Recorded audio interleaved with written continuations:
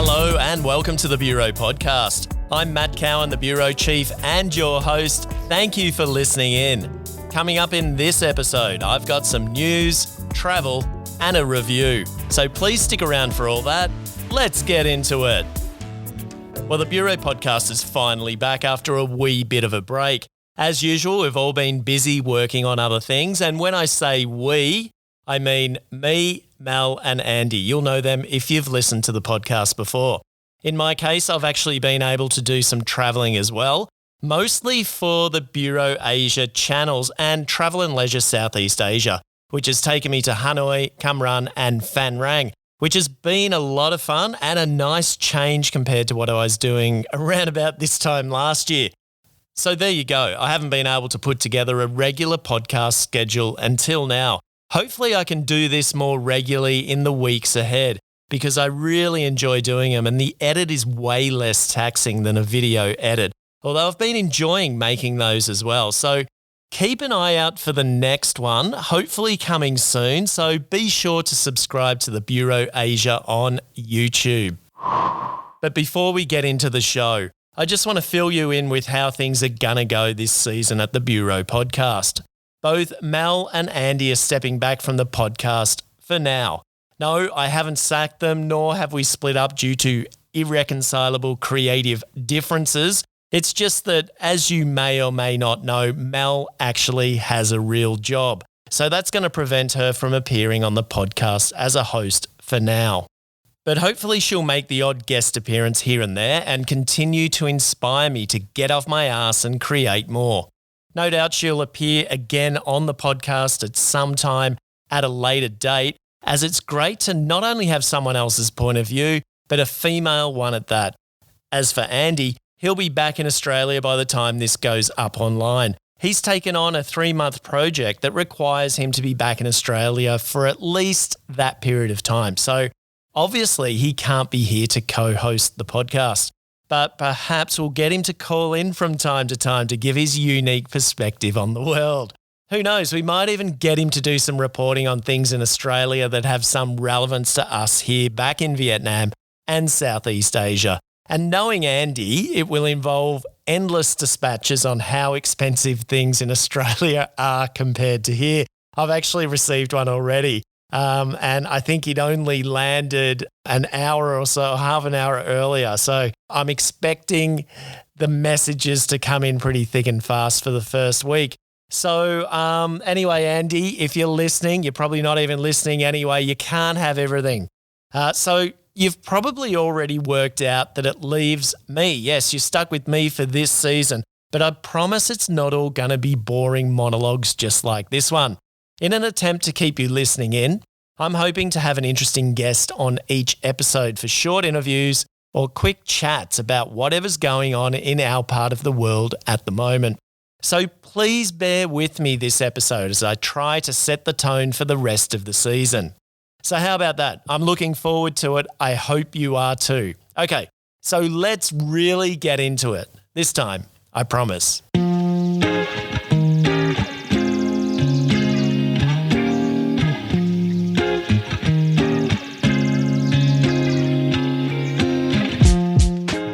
Podcast news. Now, I have to admit that I've generally steered away from news in the past, given the location I'm broadcasting from and the concern I have with reporting information that may be inaccurate, but listeners seem to be interested in it, so I'm going to give it a go.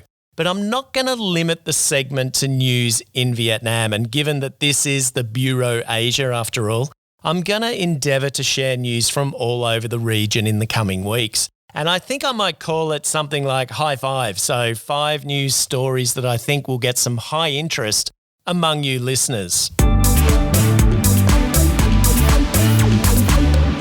This is kind of old news, but something close to my heart as I'm an avid swimmer and take a keen interest in stories about swimming in Vietnam. And specifically, I've been following the shocking number of drownings that occur here each year. The summer school holidays are about to come to an end in Vietnam, and Toi Chair News, one of the major news sites here in Vietnam, reported at the end of July that at least 142 children drowned across Vietnam in June. the first month of the summer school holidays. It was reported that at a meeting among ministries and agencies discussing how to prevent drownings across the country, blame was being placed on parents for not supervising their children well enough and for not ensuring their children learnt to swim. Last year, in 2021 alone, 1,990 children drowned. It's believed that the Ho Chi Minh City chapter of the Youth Union plans to build 15 new swimming pools by the end of this year and 25 next year for teaching swimming safety and drowning prevention in an effort to reduce drownings among children by 20% by 2030. VN Express reported this week Vietnam is becoming a prominent global player in the microconductor manufacturing industry. Leading semiconductor manufacturers are expanding operations in Vietnam after Samsung announced plans to start producing ball grid array products used in integrated circuits from July next year at its plant in northern Tai Nguyen province. It's been reported that Vietnam's own microchip market has the potential to grow by $1.65 billion by 2025.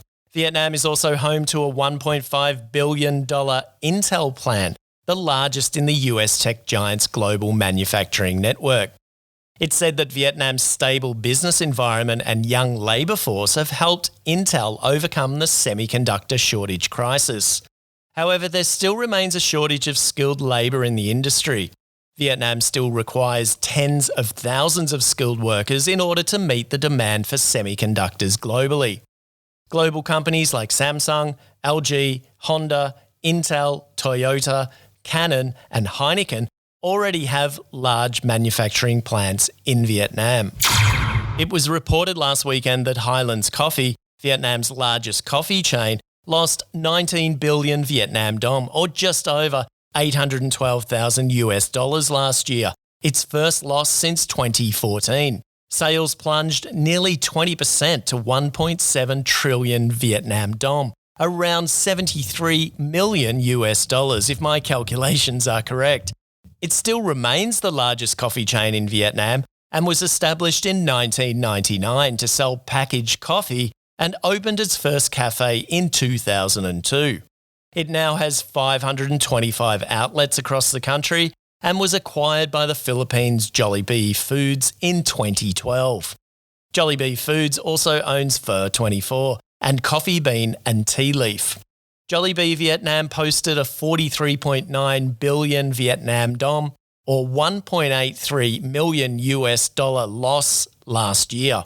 There are now just 22 Pho24 outlets in Vietnam, mostly in Ho Chi Minh City, with 6 Coffee Bean and Tea Leaf outlets and 150 Jollibees, although the company had planned to have 300 by 2020. Meanwhile, Vietnam is the second largest coffee producer in the world after Brazil, with Robusta coffee accounting for between 93 to 97% of Vietnam's total output. The first coffee plant is believed to have been first introduced to Vietnam in 1857 by French missionaries, with the first plantation set up around 1888 in the northern locations of Ninh Bình and Quang Binh. These days, the total area of Vietnam covered by coffee cultivation is estimated at 600,000 hectares and cultivated mostly in the Central Highlands. According to Vietnam's Ministry of Agriculture and Rural Development website, Vietnam's coffee exports reached 1.52 million tonnes last year, valued at around $3 billion. However, there are plans for that to double to $6 billion by 2030. Long hailed as Vietnam's so-called rice bowl, the Mekong Delta is suffering from its tag and resultant burden of ensuring food security for the nation, says a report by the Vietnam Chamber of Commerce and Industry, along with the Fulbright School of Public Policy and Management. The report says that the Delta is responsible for 24 million tonnes of rice per year, half of Vietnam's total, and that bearing the rice bowl responsibility has robbed the region's opportunities to thrive in other ways. At the release of the report, the director of the Fulbright School of Public Policy and Management said the region needs to reduce its dependence on rice, that no country gets rich by growing rice, and that the Delta has become poor because its destiny is merely to grow rice. Vietnam exported over 3.5 million tonnes of rice in the first 6 months of this year, valued at $1.72 billion US dollars, an increase of 4.5% in value and 16.2% in volume. The world's leading rice producers, China, India, Bangladesh, Indonesia, Thailand and Vietnam, have increased production to reach a new record of 521 million tonnes last year, resulting in lower prices for farmers. In addition, more output means a greater impact on the environment with the use of more fertiliser and pesticides, resulting in experts calling for a reduction, not growth, in rice production. Further, the report said the Delta used outdated techniques and focuses on quantity over quality. The report also said that the Food Security Mission has successfully helped Vietnam eradicate hunger and become one of the world's top rice exporters, but that it did not help the Mekong Delta region thrive. And our final news item today, Vietnam's national football team is preparing to play an exhibition tournament with India and Singapore in September. The matches between India and Singapore will take place on September 24 and will be played in Ho Chi Minh City. The event is considered to be a warm-up for the 2022 ASEAN Football Federation Cup, set for the end of the year. Vietnam is ranked 97 in FIFA rankings, while India sits at 104 and Singapore at 159. And that's all the Bureau News for now.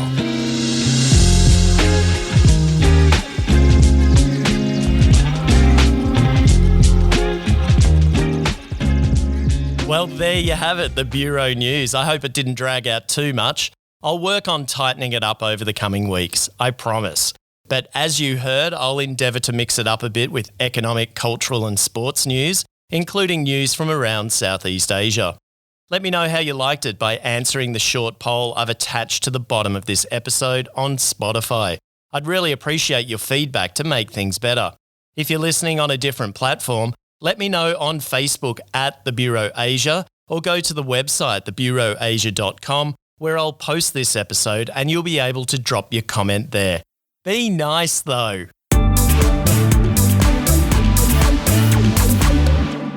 Well, as I mentioned at the top of the episode, I'm hoping to interview some interesting people this season as part of each episode. This week I interviewed someone who has basically lived out of a suitcase, or more appropriately, a backpack, for the past 20 years.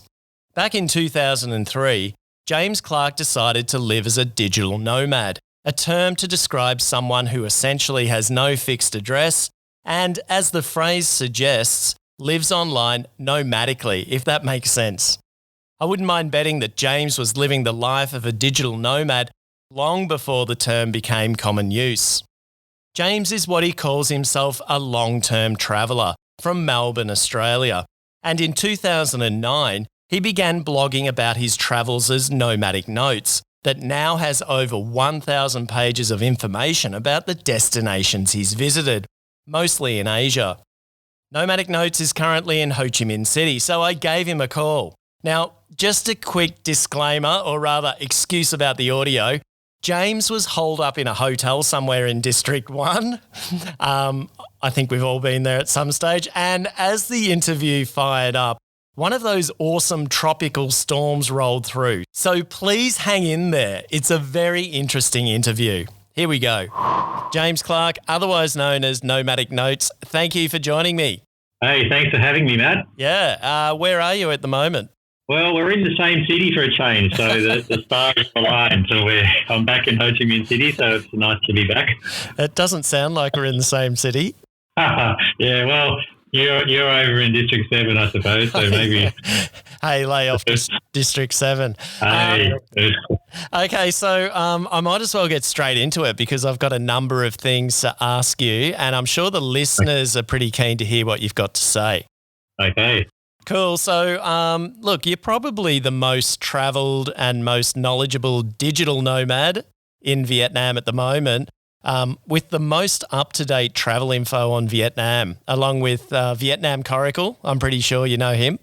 Oh, yeah, he's great for the Vietnam content. Yeah, he's awesome. So I guess how have things been entering and leaving Vietnam recently? Have you had any issues, for example, visas? Do you have any advice for would-be travellers to Vietnam? Yeah, so I've been here on a 1-month tourist visa at the moment, so they've not returned the 3-month visa, which was a very popular visa for people who like to come here for a long time. So that sort of brought back the dreaded visa run for a lot of people who wanted to stay here longer. So I've already heard reports of people who go to Bavat in Cambodia and then just come back the same day. So I haven't been doing that. So I've just been here for a month, and then I've got a lot of work to do in Southeast Asia anyway, so it sort of suits my style. But it's been a bit of a mixed bag. Like on the one hand, the electronic visa is very simple now, so I don't have to queue up at the airport to fill out a form. Right.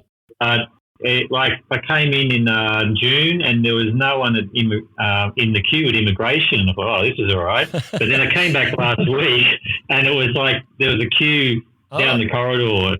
Oh my God! I think it was just bad timing. There was a couple of long haul flights that arrived at the same time. So if that happens, it was over an hour to get through immigration. So I was like, I don't want to be doing this. So I don't know. There's not really much you can do about that because if the flights all turn up at the same time, you just sort of have to deal with it. Right. Yeah, I'm surprised to hear that because walking around the city or driving around the city, and I was up in Hanoi a couple of weeks ago, I didn't see any Western tourists at least, and I ran into a few Singaporean tourists, I think, but there were probably 2. So I'm pretty surprised to hear that. What about other countries? Have you had any other issues in Southeast Asia with visas or coming and going and stuff like that? Yeah, so I've actually been mainly in Southeast Asia this year, apart from a brief trip to Australia, and it's actually been pretty easy because we're still the countries have been opening up, but it's not at the full force of tourism like 2019. So I've been finding getting in and out of places has been really good. So I've been looking at Europe, and today I saw a big queue at Sydney Airport, people out the door trying to check in. I heard there was a lot at the domestic terminal as well. Andy, who was on the previous season's podcast, he's gone back for 3 months and he landed this morning. So he's already complaining. Yeah, so I'm seeing that. I'm sort of glad to sit it out this year. So I don't have any plans to sort of do any long haul travel. So hopefully by then they will get it organised. And so if you're thinking of coming to Southeast Asia, then it's actually a really good time because you've got the big market of China is still not allowed to travel, so that sort of automatically reduces the amount of people that are travelling. So I've found I did the border crossing from Thailand to Laos, and that was 10 people in the queue, and wow, it's been good. That's amazing. Yeah. It is a good time to travel, and of course it's getting a bit cooler. Well, it will get a bit cooler, in the next few months in Saigon down south anyway, so it's always a good time to travel. So I'd be coming to Vietnam, weather-wise. Yeah, totally. So next question, just last week, British YouTuber Paddy Doyle. Do you know him? Do you watch YouTube much? No, I don't watch travel YouTube actually, so tell me about it.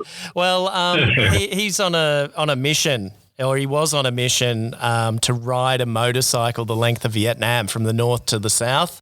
Yeah. And he chucked it in after, I think, about almost 2 months. I think he's been here for, he had to leave. He came for a month and then went back to Bangkok for a week or so and then came back in because, you have to, as you said, you have to leave after a month. And in order to renew, you have to leave the country. So anyway, he got to Saigon and then he got a little bit further south and then he's chucked it in, citing that the south of Saigon is too polluted. The roads are too dangerous. The whole area is dirty and unpleasant to be around. And I think the last straw was he got scammed on a Delta tour. He wouldn't have been the first.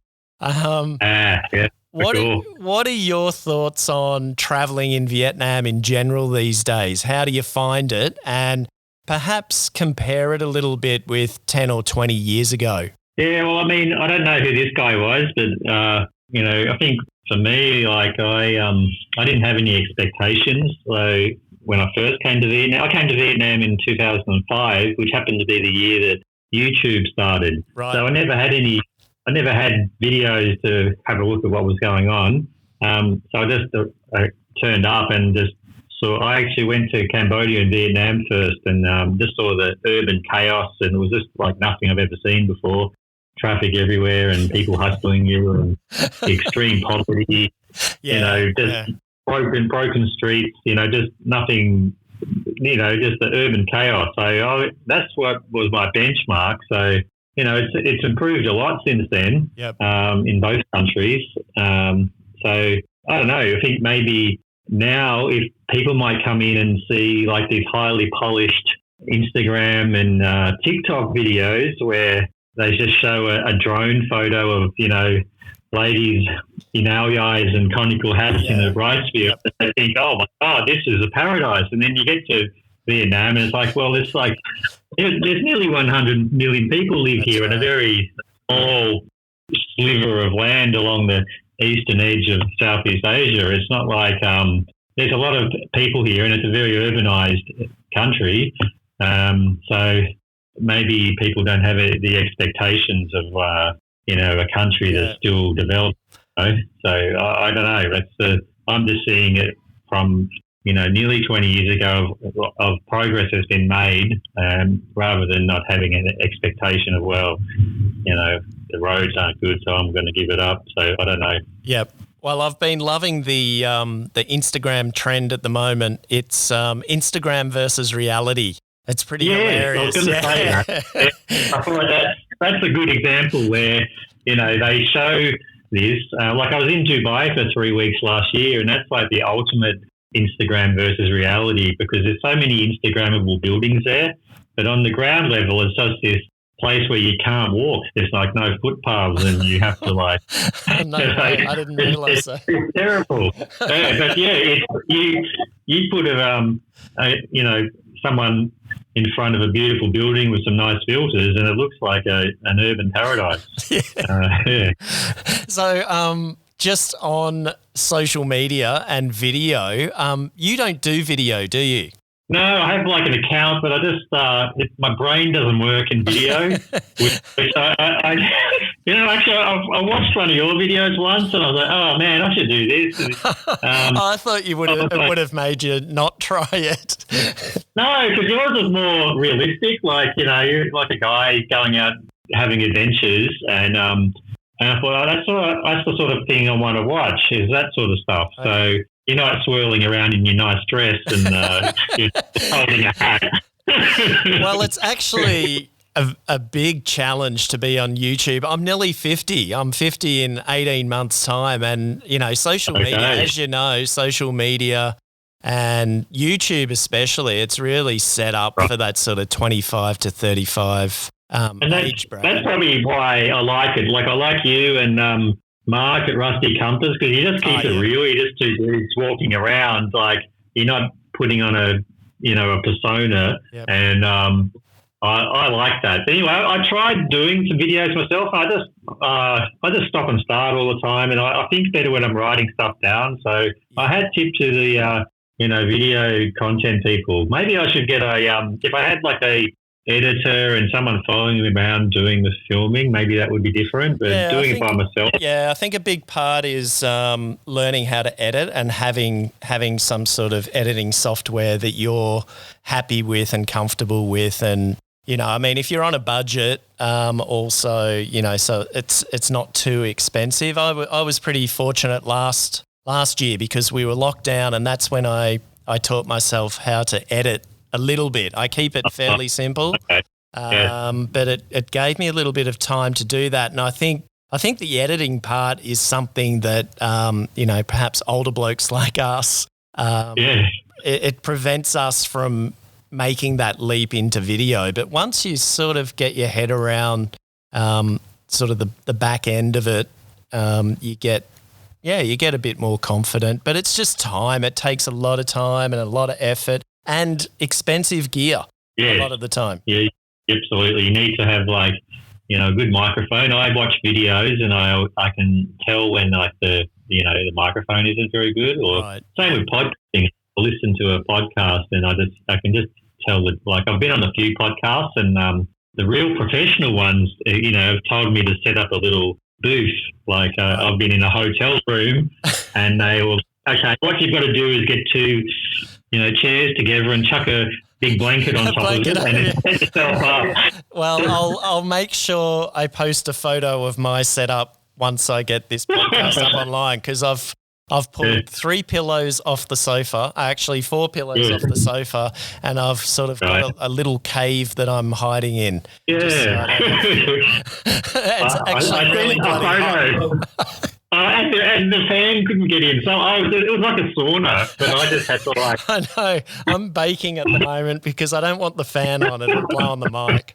So you're a good professional, man. Let's get this rolling. And talking about Instagram and Instagrammable places, describe your favourite place in Vietnam for me. What would it's a tough question. Yeah, I know. Actually, because I was pretty lucky where I got stuck here, which was not a bad thing in 2020 during the pandemic. So after we had our first lockdown, we were sort of free to travel in 2020. So I was like, okay, I'm just going to see all these places I haven't been to. I know there was some severe FOMO happening here in my place. I tell you what, you were everywhere. Right. Yep. I made a map on my website, mainly just my own pleasure, just to sort of go, okay, what provinces haven't I been to? So I'd sort of mark off where I haven't been. So I went up to like Phu Yen province and went up to this Vinh Ho beach, which is like this beautiful beach. There's only about 3 or 4 guest houses there, and it's just incredible. And it's pretty easy to get to, but it's just not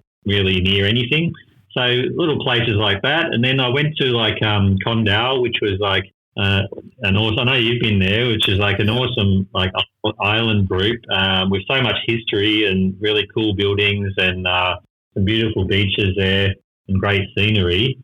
And actually I went there via ferry from Sok Trang in the you went that Delta. way. I was about to say getting to Con Dao is an adventure in itself. I went from Vung Tau. So my reasoning was I just want the shortest ferry ride because I don't like ferries. Yep. So that was the shorter one. And fitting in with my, if I'll go to a different province every time, and to make it, a thing, I've got to stay in the capital city of each province. So I stayed in the capital of Sok Trang, which, no one goes to. Yeah, but I had such a great time. It is Sok Trang, is it? Or... Yeah, well, most of the provinces in the Mekong, they're all self-titled provincial capitals. So, but there's all these it's like a bit like Tra Vinh, where there's all these temples down there. Yep. And some of them are incredible. And then there's always a local food to try. So, and just being there when there's no visitors, you sort of stand out as a novelty. So I kind of like going to these sort of places where no one expects you to be there, and so that's fun. And it makes sense for, I end up going to Hoi An twice a year. Right. And you got 10 million tourists there. So these are sort of the antidote to going to the ultra touristy places. You just go to somewhere that no one goes. Right. And on those travels into those sort of places that are a little bit off the beaten path, have you had any scary or bizarre experiences? Nothing in Vietnam that sort of stands out, mainly just sort of transport issues. I think that's why I've delved so deeply into studying transport in Southeast Asia, is just because there were so many dodgy bus rides and minivan rides. Yeah, I can totally relate to that. I've avoided I had avoided those sleeper buses for the entire time that I've been living in Vietnam. So that's 12 years now. And I went on one recently and I kind of found out, why I was avoiding them. But the trip one way was okay. But the trip on the way back was the one where it had the 3, what do you call them, aisles of beds, rather than just two. No. So Yeah. oh, it was Yeah, cozy. that's the worst. Yeah, and then Yeah. I probably shouldn't say this on the podcast, but Melanie, my girlfriend, she vomited in the first 5 minutes. So that was. No. I probably should have let her tell that story, but the bus, everybody well, on the bus heard it. And fortunately, she caught it in a bag, and the bus driver heard it, and he told me to go up to the front. He didn't pull over; he just opened the door and gestured to me to throw it out. So that's so sorry, Mel. Sorry, Mel, when you're listening to this, I might have to cut this. Well, those beds are like 5'8", and I'm 6'1", so I never fit in them properly. So they're really uncomfortable. And then I also realised I have a system now where I just don't drink anything like an hour before I get on the bus. There aren't toilets on there, are there? No toilets, and then when they've got the air conditioning down, no toilets, and then on some of them, and then they got the air conditioning down to like 5 degrees Celsius, and it just makes you want to the toilet, and then you're like, oh, yuck. All right, let's move on from that, and we'll continue on the travel theme. Now, you've been, I guess, a digital nomad before that term was even coined, I think. So you've been on the road about 20 years. Is that right? Yeah, that's right. Yeah, so I became a digital nomad in 2003. I was actually, before that, doing the working holiday expat thing in the UK and Ireland. So I had about 3 years of doing that. And then I was doing web design and affiliate marketing and sort of all online business stuff on the side. And then by the time around 2003, I was able to go full time. So I sort of just started doing it at home, but I was living in Europe at the time. So I just fell into this life of being a digital nomad without realising that that's what I was. Right. Yeah. And so what's the most amount of time you've stayed in one place at any given time? Well, I guess technically it was Vietnam last year. So I got because of the pandemic. So that was the longest I've stayed anywhere in like 25 years, I think, because, I couldn't leave. But I mean, it was great. But yeah, I got here in March 2020, and then they shut the doors 3 days later. And then I left like in August. So that's a record. That's going to be hard to break. Like even though, because I've living in Australia in the 2000s, but I was living in a house where I could come and go a lot. So I'd spend 6 months in Australia and then 6 months in Europe and Asia. There was never a time. It's been years since I've spent 1 year in Australia. Right. Do you get lonely? Because it's a sort of a lonely business that we're in, right? I mean, you can make it lonely for yourself, but I don't get lonely because I make sure to meet people and get out there. Yep. So I mean, for a start, I like working by myself, so I'm really productive being by myself instead of being in an office. So in that regard, like if I want to write something, I don't want to be around people. So that's good. That's good for me. I mean, it was actually nice being in an office when I had a boring office job, and then where I didn't like the work, so you could like go to the office cooler and talk to people. But now I have a job I like. I want to just be focused and get on with it. But the main thing is like I have to be aware of like being isolated for so long. So I get out there and I'm in several groups of whether it's digital nomad groups or just traveler groups, and I make sure I meet up with people in different cities. And here I've just got lots of friends. I've been meeting people nearly every day this week, to the point where I'm like, oh God, I'm going to need a break from meeting people. Do you have a partner, or have you had a partner in the past? No, I'm single, so it's like it's easier to travel. The amount of travel that I do, otherwise it would sort of be a bit of a strain. So yeah, I mean, this is a lifestyle I've chosen. So I kind of roll eyes in the back of my head when I read being a digital nomad is so lonely, kind of article. I was like, well, don't do it. Just stay home. This is like it's a self-inflicted loneliness. I mean, loneliness is not a joke, but it's if you find that you're getting really lonely as a digital nomad, then maybe you shouldn't be doing it. You should pick a base and then which is good where there's so many countries now offering digital nomad visas. So maybe if someone wants to live somewhere full time, like in Portugal or whatever, or Thailand, and they go, well, I'm just going to use this as my home, and then you can sort of establish, connections and, be around people all the time. Yep. And my final question, we better wrap it up. I guess what we'd all like to know is how do you survive? How do you make enough money to survive and pay for costs? I'm sure that your laptop dies occasionally and you need to buy tickets out of places and perhaps visas and stay in hotels. How do you do it as a digital nomad?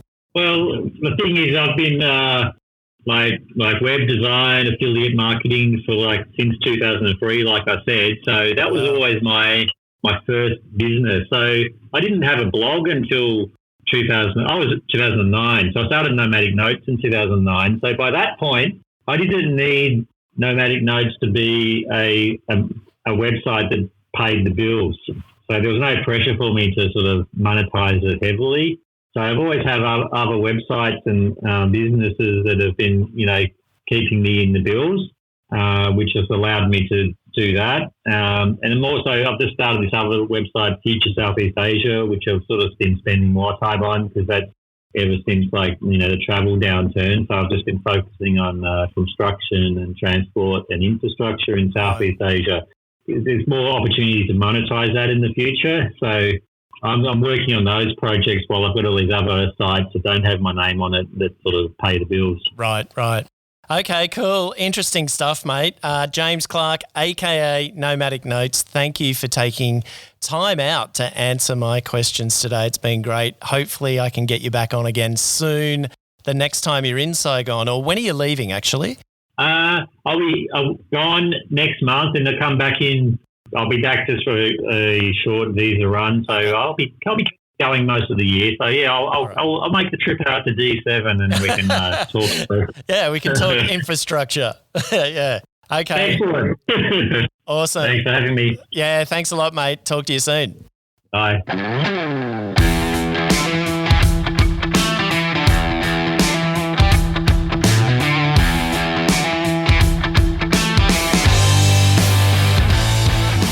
That was James Clark with some fascinating insights into what it's like living with no fixed address for so long. If you want to check out his blog, go to nomadicnotes.com. I'll make sure I put it in the show notes. It's really worth a look. And as I mentioned earlier, it really is one of the most up-to-date resources on travel to Vietnam and Southeast Asia there is at the moment. Nomadic Notes is the real deal and a genuine OG in the Vietnam and Southeast Asia travel space, so check him out.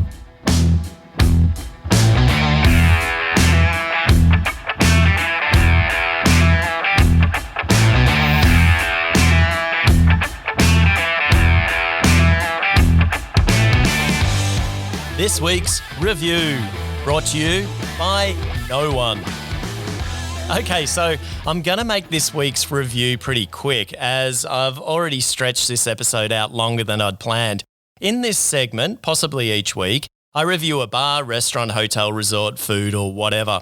And this week, it's Saigon Craft Local. Now, you may be familiar already with Saigon Craft in District 7. Well, the owners, Matthew and Twee, have opened a new version of Saigon Craft and they've called it Saigon Craft Local. However, this one is in District 4, not exactly a neighbourhood known for having a night out with cocktails and craft beer. But things are changing. Saigon Craft Local is situated in a small alley in a friendly neighbourhood of District 4. And if you're familiar with the neighbourhood, you'll know the Domino's pizza joint right by the bridge on Can Hoi Street, just before the bridge goes over to District 7. Well, it's in that vicinity. Some of the highlights include their 12-item tapas menu, ranging in price from 85,000 dong for taro fries to down with your frosty cold beer, to 280,000 dong for a board of Korean-inspired buffalo wings. I had a crack at a rather hefty and tangy shrimp taco, priced at 195,000 dong for two, including the garlic prawns for 198,000 dong. But it's all about the drinks, isn't it? Well, there are half a dozen taps pouring some of Vietnam's best craft beers. And if you can't find anything on tap, there's also a great range of other Vietnamese craft beers in bottles and cans. Prices range from 75,000 dong for a small beer up to a whopping 325,000 dong for a giant beer. But Matthew and Thuy also want to take care of all kinds of drinkers, so they have a good classic cocktail list for punters to choose from, hovering around 195,000 dong per drink, including plenty of mixed drinks to choose from. The space is small. I'm told it comfortably caters for 30 people, but it's enough, I think, for the type of place they're billing it as. Somewhere to go to catch up over a few quiet drinks and tapas on your way out for the evening or on your way back home. If you want more information about it, I've written a full review on thebureauasia.com, so go and check it out.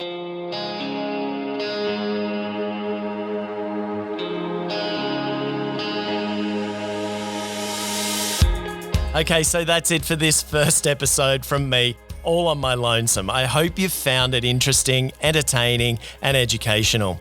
If you want more of The Bureau Asia, go to Facebook and Instagram at The Bureau Asia and visit the website, thebureauasia.com. And don't forget to watch on YouTube, also The Bureau Asia. Until the next episode, take care, be safe. This is Matt Cowan, the Bureau Chief. Thank you for listening and join me again soon. Cheers.